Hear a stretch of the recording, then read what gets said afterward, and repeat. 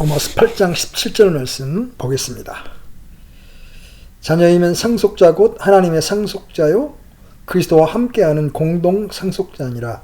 우리가 그분과 함께 고난당하면 이것은 우리가 함께 영광도 받으려 함이니라. 아멘.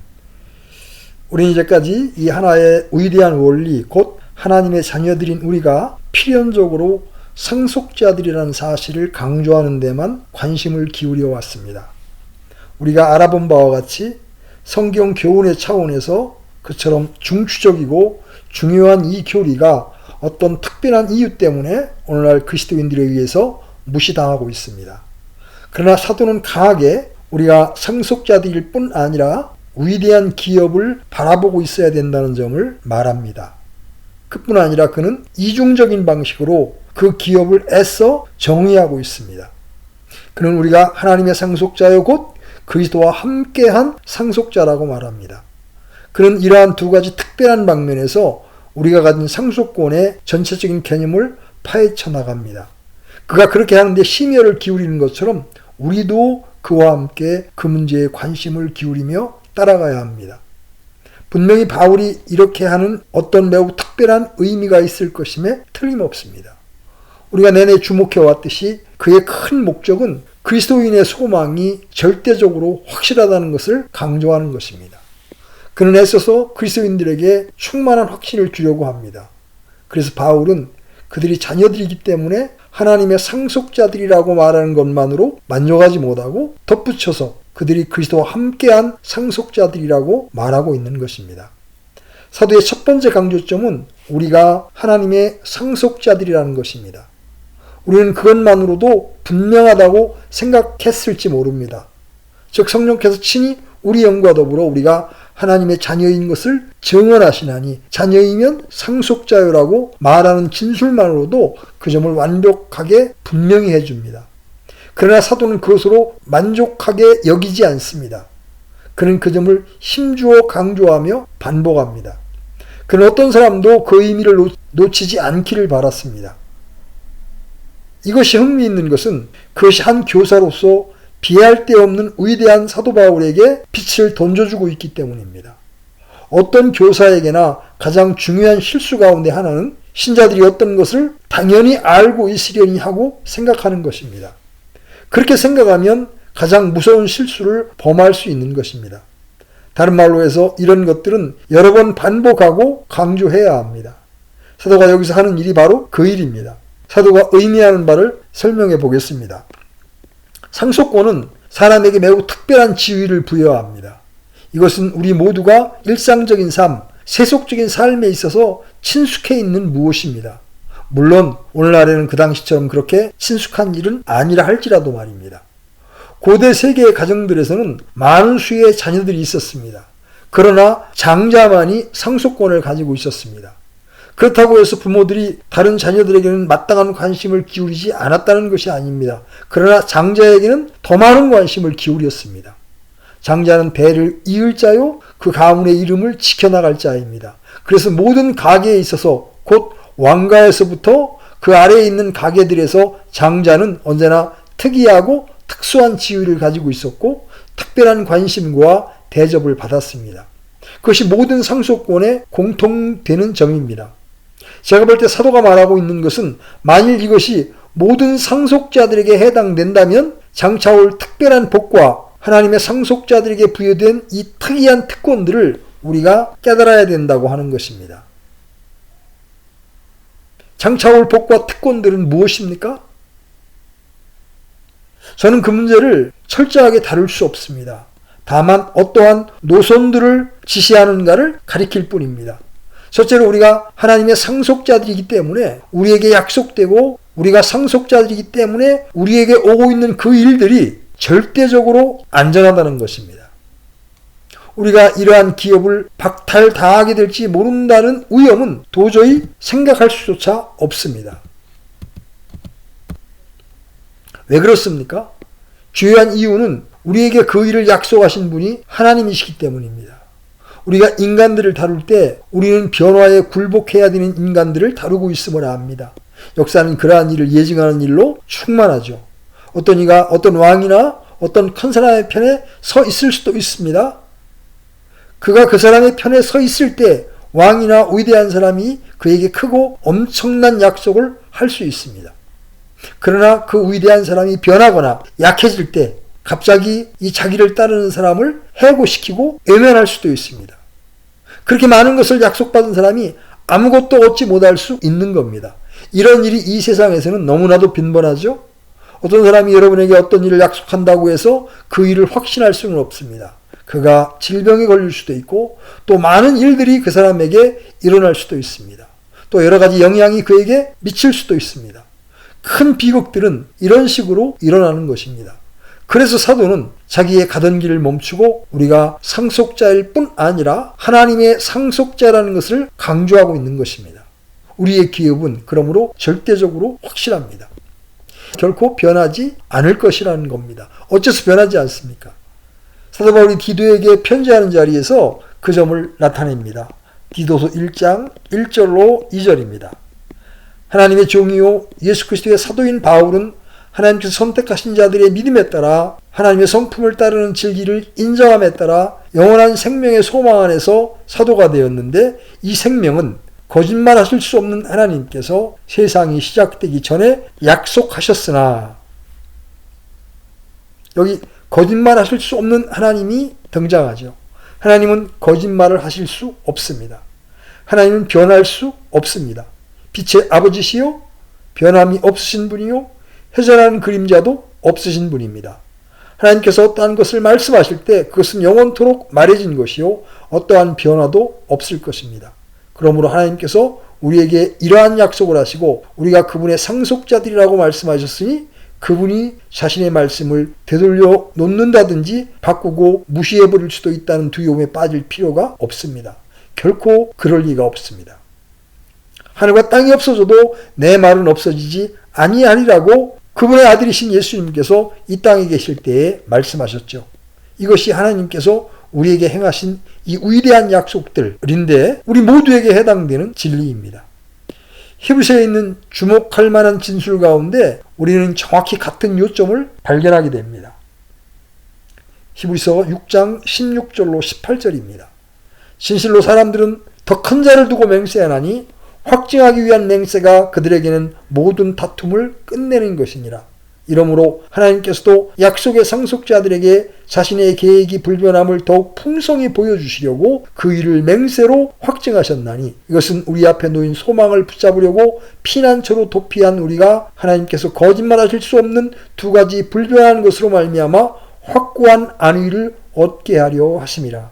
그래서 우리가 이 소망이 있는 것은 영혼의 닷 같아서 튼튼하고 견고하여 휘장 안에 들어가게 됩니다. 그러므로 우리가 즉각적으로 끌어낼 수 있는 이 위대한 추론이 있습니다. 곧 약속의 불변성입니다. 사도는 역시 우리를 향하신 하나님의 돌보심을 나타내고 싶어 합니다. 제가 이미 지적하였듯이 언제나 상속자라는 점에 특별한 주의를 기울이고 있습니다.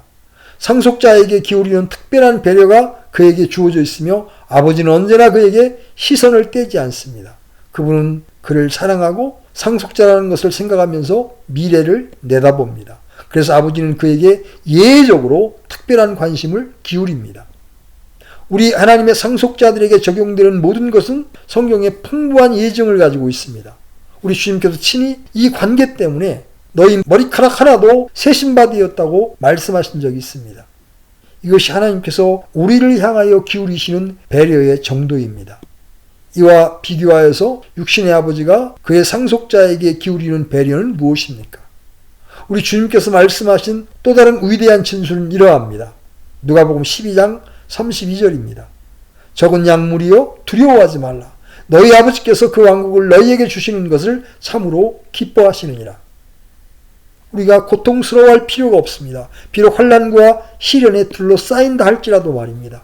우리의 운명이 결정되었고 그것을 주님께서 친히 확증해 주셨으니 이 기업을 위해서 우리가 준비하는 데 필요한 어떠한 것도 언제나 무시당하지 않을 것입니다.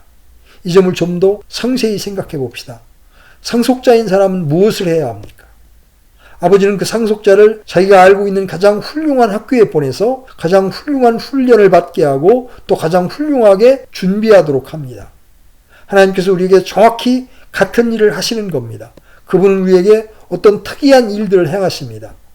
히브리서 12장에 보면 그분은 때때로 우리를 고통의 학교에 보내시기까지 하신다고 합니다. 주께서 사랑하는 자를 친히 징계하시고 자신이 받아들이는 아들마다 채찍질 하시느니라 하셨느니라. 너희가 징계를 견디어내면 하나님께서 아들들 대우하듯 너희를 대우하시나니 아버지가 징계하지 않는 자가 무슨 아들이냐.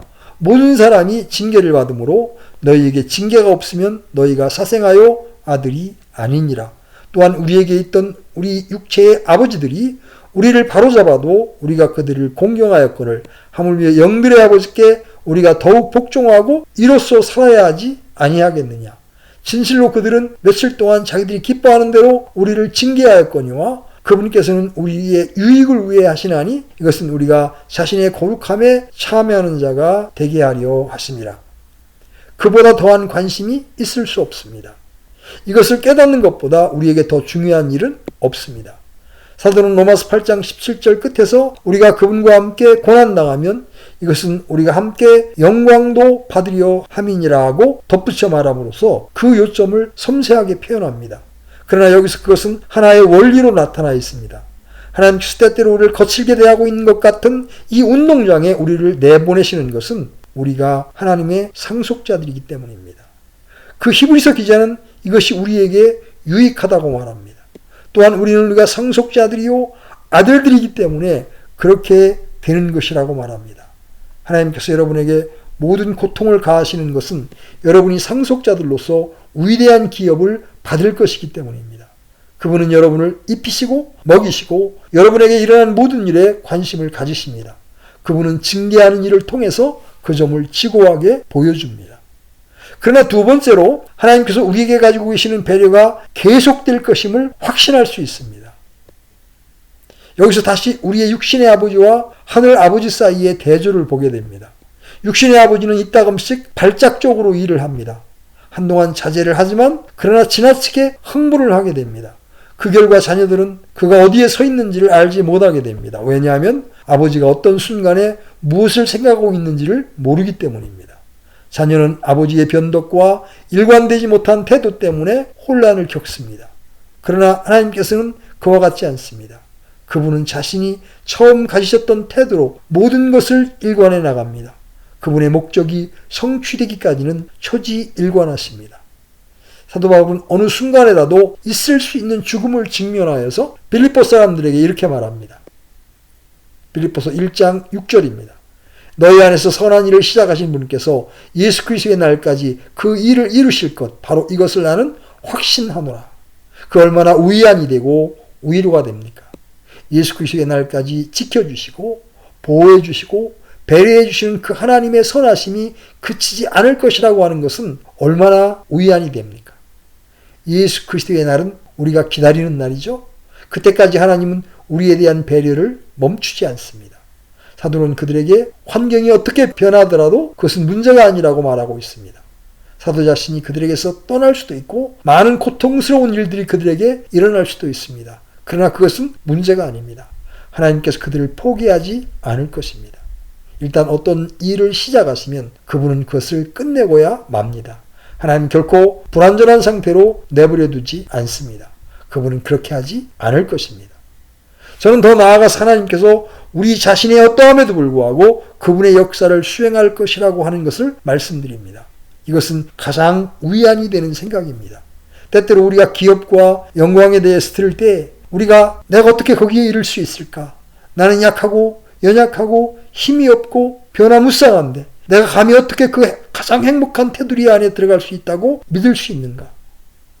나는 내일 아침에 어떨는지를 알지 못하고 내가 길가에 끝내는 쓰러져 있을지도 모르는데 내가 그 목표에 도달해서 그 기업을 즐기게 될 것이라는 것을 보증하는 충분한 권능을 가지고 있다는 말인가 라고 느끼고 또 그렇게 말하게 되기 때문에 그 생각은 위안을 줍니다.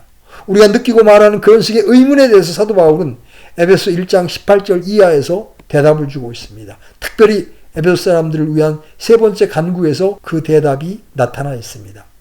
그분의 강력한 권능의 활동에 따라 믿는 우리에게 베푸신 바 그분의 지극히 큰 권능이 어떤 것인지 너희가 알게 하시기를 구하노라. 그분의 권능. 우리의 운명은 우리 자신의 능력에 달린 것이 아니라 그분의 권능에 달린 것입니다. 바울은 그 전능한 권능의 역사에 따라서 그 일이 이루어짐을 확신시키고 있습니다. 그분께서 그리스도를 죽은 자들로부터 살리시고 하늘의 처소들에서 자신의 오른편에 그분을 앉으실 때에 그 권능을 그분 안에서 발휘하사 그분을 모든 정사와 권능과 강력과 통치와 이 세상뿐만 아니라 오는 세상에서 불리는 모든 이름보다 훨씬 위에 두셨고 그 모든 것을 그분의 발 아래 두셨으며 그분을 모든 것 위에 머리가 되게 하사 교회를 위해 주셨느니라. 교회는 그분의 몸이니 곧 모든 것 안에서 모든 것을 충만하게 하시는 분의 충만이니라. 다른 말로 해서 우리 안에서 역사하고 있는 권능은 부활의 권능입니다. 그는 그것을 에베소 3장 마지막 부분에서 거듭 말합니다. 이제 우리 안에서 일하는 권능에 따라 우리가 구하거나 생각하는 모든 것 이상으로 심히 넘치도록 능히 행하실 분에게 곧 그분에게 영광이 그리스도 예수님을 통해 교회 안에서 모든 시대에 걸쳐 끝없는 세상까지 있기를 원하노라. 아멘. 이보다 더 큰 위로가 되는 것이 어디 있습니까? 우리는 하나님의 상속자들입니다. 우리가 하나님의 상속자들이기 때문에 우리 안에 역사하고 있는 권능이 바로 그러한 것입니다. 그것은 시작된 일을 끝낼 것입니다. 급기야 우리는 흠도 티도 주름 잡힌 것이나 그러한 것이 없이 영광 가운데 있는 그분 앞에 서게 될 것입니다. 그때까지 그 역사는 그 권능으로 계속 이루어져 나갈 것입니다.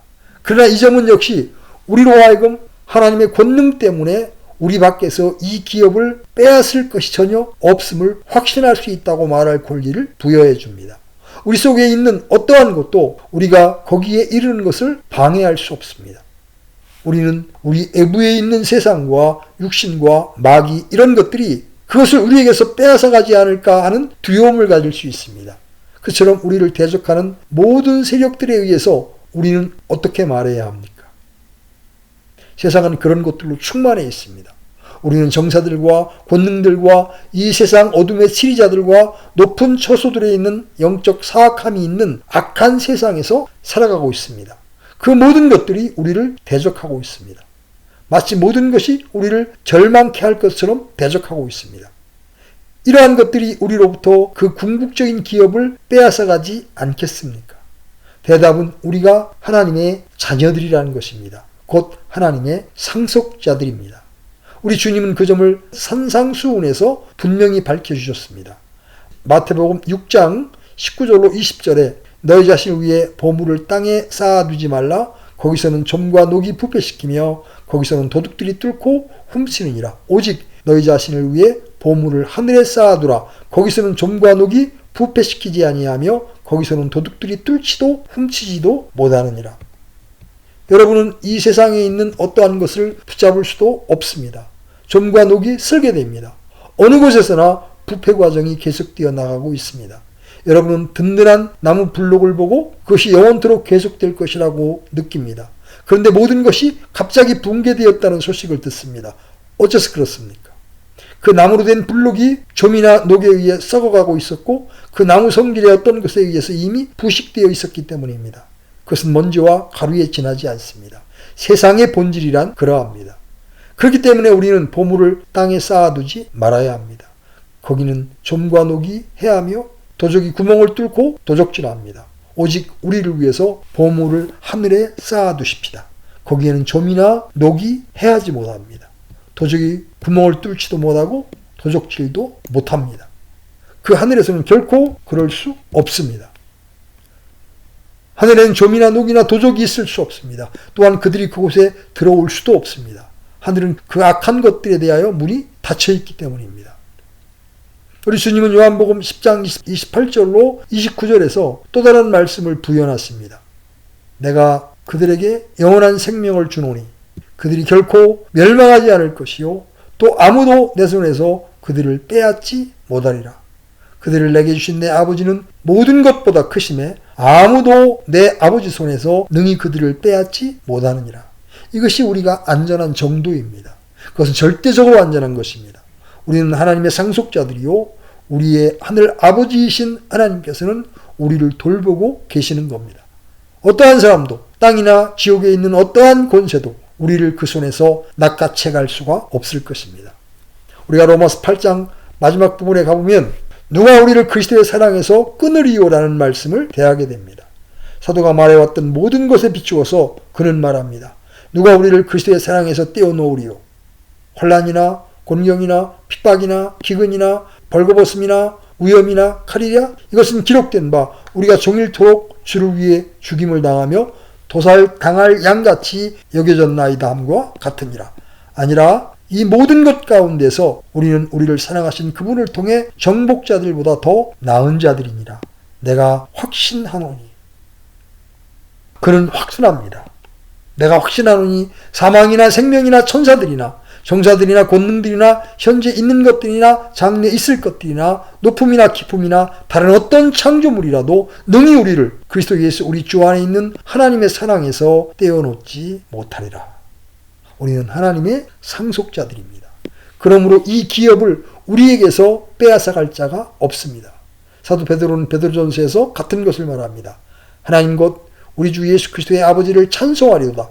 그분께서 자신의 풍성한 긍휼에 따라 죽은 자들로부터 예수 그리스도를 부활하게 하심으로 우리를 다시 낳으사 산 소망에 이르게 하셨으며 썩지 않고 더럽지 않으며 사라지지 아니하고 너희를 위해 하늘에 마련된 상속유업을 받게 하셨나니 너희는 마지막 때에 드러내려고 예비된 구원에 이르도록 믿음을 통해 하나님의 권능으로 보호받고 있느니라. 그것이면 되지 않습니까? 그 기업이 우리를 위해서 보존되고 하나님 자신에 의해서 하늘에 간직되어 있습니다. 우리 안에서나 우리 밖에서나 다른 어떤 방면에서 오는 것이라 할지라도 우리가 하나님의 상속자들이기 때문에 우리의 것이 된 이 기업을 우리에게서 결코 빼앗아갈 수 없을 것입니다. 우리는 그 점을 매우 확신할 수 있습니다. 그 점에서 떠오르는 최종적인 진리는 우리가 하나님의 상속자들이기 때문에 우리가 이 세상에서 살아갈 동안마저도 하나님을 향유하는 특권이 주어졌다는 것입니다. 그것은 다음과 같은 방식으로 되어집니다. 상속자는 언제나 같은 가정 안에 있는 다른 자녀들에게는 숨겨진 어떤 비밀이나 지식을 아는 것이 허락됩니다.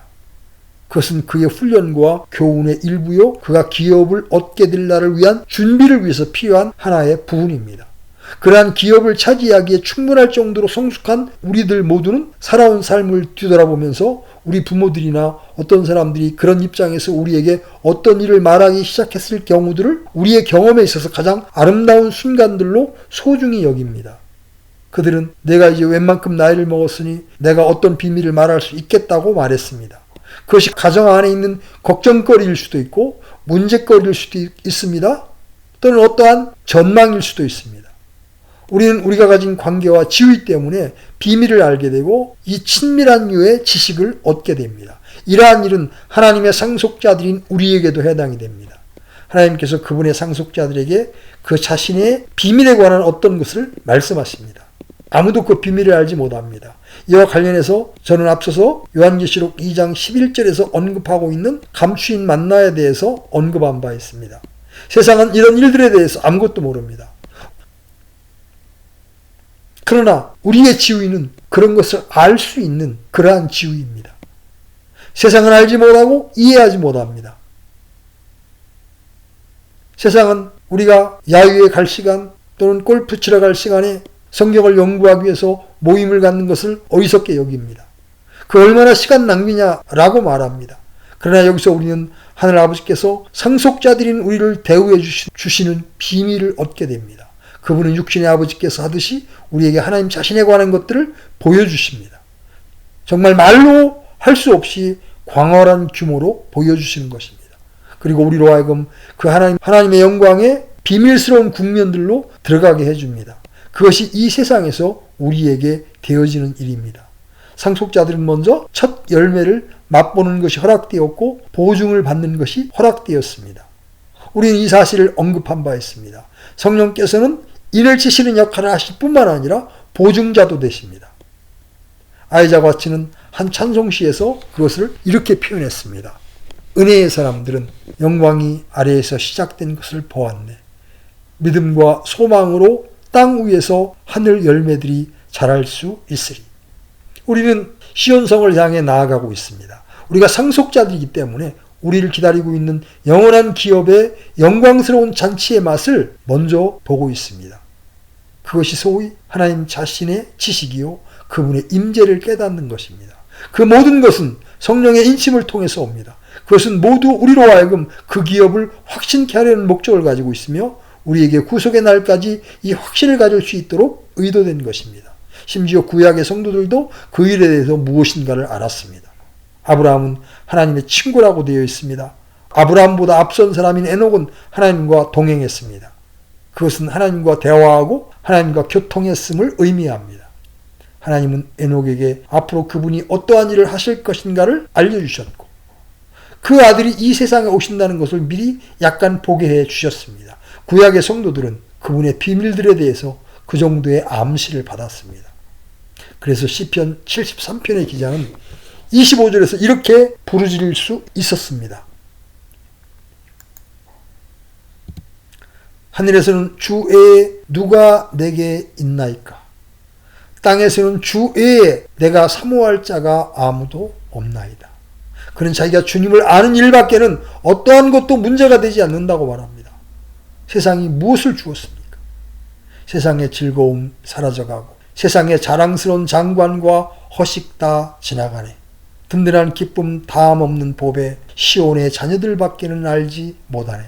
우리가 하나님의 상속자들이기 때문에 하나님은 이런 식으로 우리에게 말씀하시고 우리들에게 비밀을 알려주시고 우리에게 해당될 것에 대해서 무엇인가를 예견하고 맛보게 해주십니다. 그러나 우리는 우리가 가진 상속권의 국면을 생각해 보아야 합니다. 우리는 하나님의 상속자들입니다. 두 번째로 우리는 그리스도와 함께한 상속자들입니다. 어째서 사도는 구태여 이렇게 말해야만 했습니까? 바울은 이 로마에 있는 그리스도인들이 그것이 지닌 모든 의미를 이해하고 즐거워해야 한다는데 지극한 관심을 지니고 있었기 때문입니다. 첫째로 그 부여는 우리가 어떻게 해서 상속자들이 되었는가를 설명해 줍니다. 즉 어디까지나 우리가 그리스도와 함께한 상속자들이기 때문에 우리가 모두 상속자가 되는 것입니다. 히브리서 1장 2절은 하나님께서 그 아들 되신 예수님을 모든 만물의 상속자로 정하신 것을 상기시켜주고 있습니다. 사도는 갈라디아서에서 이렇게 나타내고 있습니다.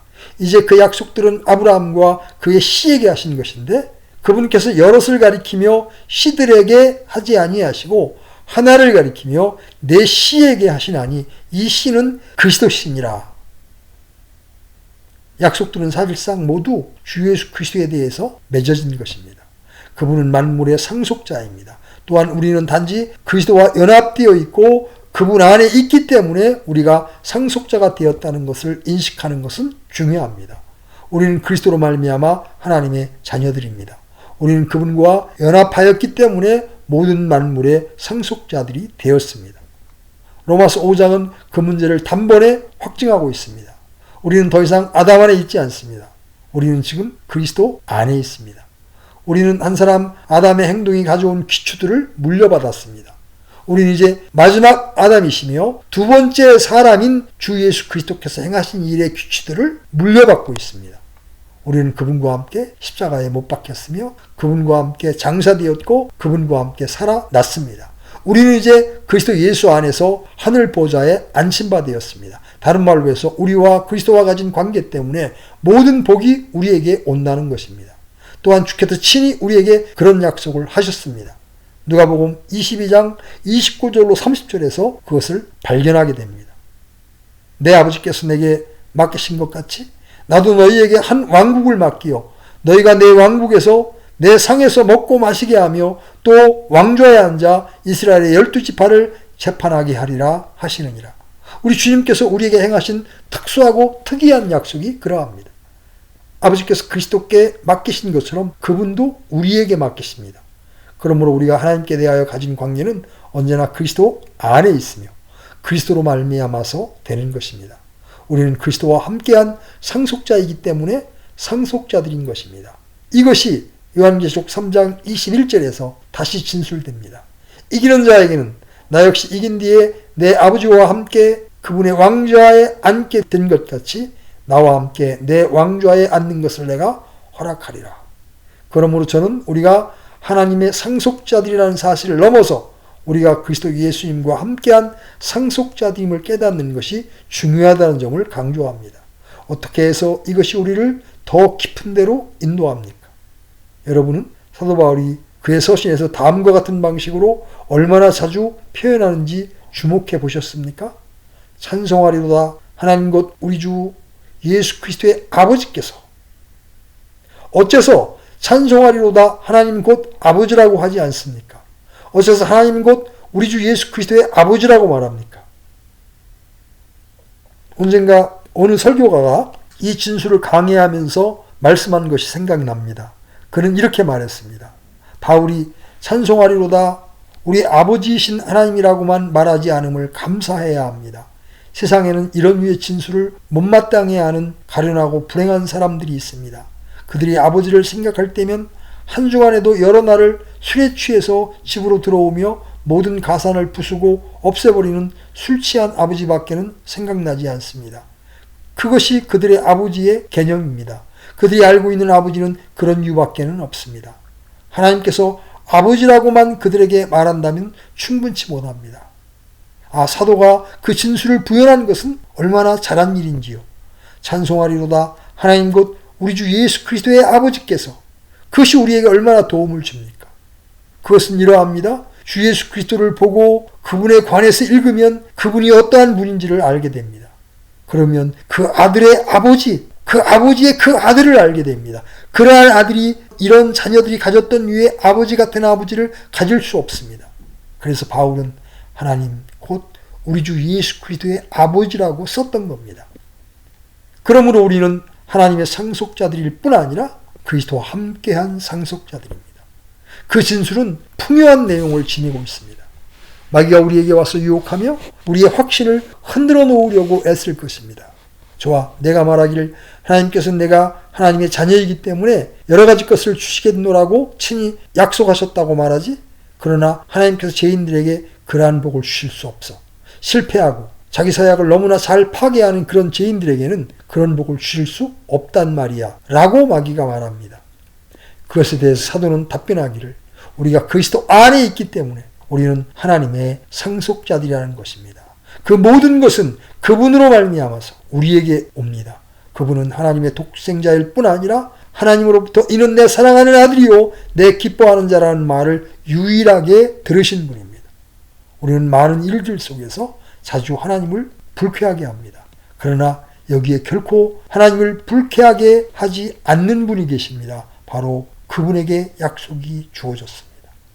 모든 약속들은 그분에 대해서 한 것입니다. 그러므로 우리는 절대적으로 우리의 지위를 확신할 수 있습니다. 우리는 그분으로 말미암아 모든 것을 얻었습니다. 모든 약속들은 그분에 대해서 성취될 것입니다. 우리는 그분 안에 있습니다. 우리는 그분의 일부요, 그분과 연합되어 있습니다. 그러므로 그것들은 필연적으로 우리에게 올 것입니다.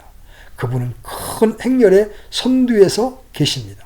우리의 믿음의 창시자요 또 완성자이신 예수님을 바라보자. 그분은 하나님의 자녀들의 행렬의 선두에 계십니다. 주님은 나를 보십시오. 당신이 내게 주신 자녀들입니다. 라고 말씀하십니다. 그분은 많은 형제 중에 맏아들이 되십니다. 우리는 그분을 따라서 진행하고 있습니다. 그분은 이미 들어가셨고 우리도 그분을 따라서 들어가게 됩니다. 바로 그러한 논리입니다. 이런 지위에 있는 분은 숙고하십시오. 그분의 말씀에서 이렇게 묘사되고 있습니다. 이런 지위에 있는 분을 숙고하십시오. 그분은 말씀에서 이렇게 묘사되고 있습니다. 모든 것이 그분에 의해 만들어졌으니 만들어진 것 중에 그분 없이 만들어진 것은 하나도 없었더라. 그뿐만이 아닙니다. 이미 모든 만물이 그분의 손안에 주어져 있습니다. 부활 후에 주께서 말씀하시는 것을 들어보십시오. 하늘과 땅에 있는 모든 권능이 내게 주어졌느니라. 이미 그분은 그것을 가지고 계십니다. 그분은 영광 중에서 하나님의 우편에 앉아 계시는데 그분의 원수들이 그분의 발받침이 되기까지 그리하고 계십니다. 선구자가 우리를 위해 들어가셨는데 그분은 바로 예수님이십니다. 그분은 이미 그곳에 계십니다. 그분은 이렇게 말씀하십니다. 너희는 마음에 근심하지 말라. 하나님을 믿고 또한 나를 믿으라. 내 아버지 집에 거할 곳이 많도다. 그렇지 않으면 내가 너희에게 말해 주었으리라. 내가 너희를 위해 처소를 예비하러 가노니. 그러므로 함께 상속자가 되었다는 것이 가장 중요한 요점입니다.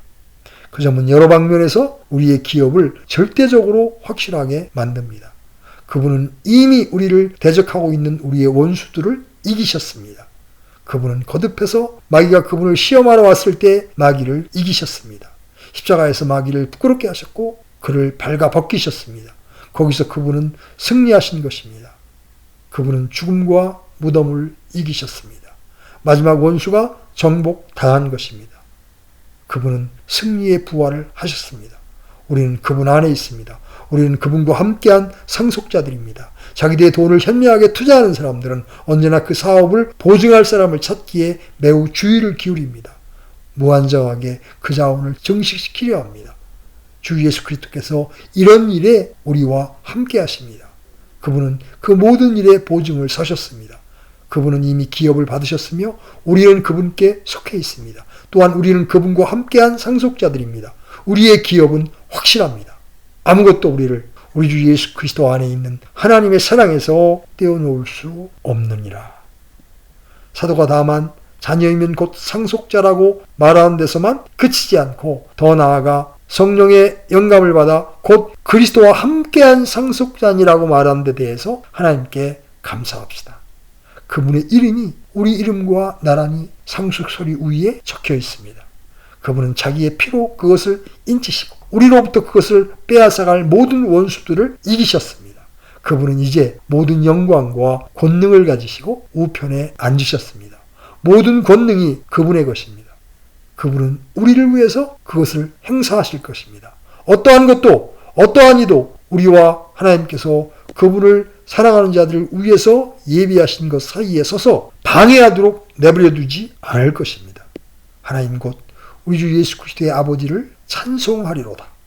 우리를 그 안에 두시고 그분으로 말미암아 이 말할 수 없는 영광의 상속자들이 되게 하신 그 하나님 아버지를 찬미합니다. 아멘.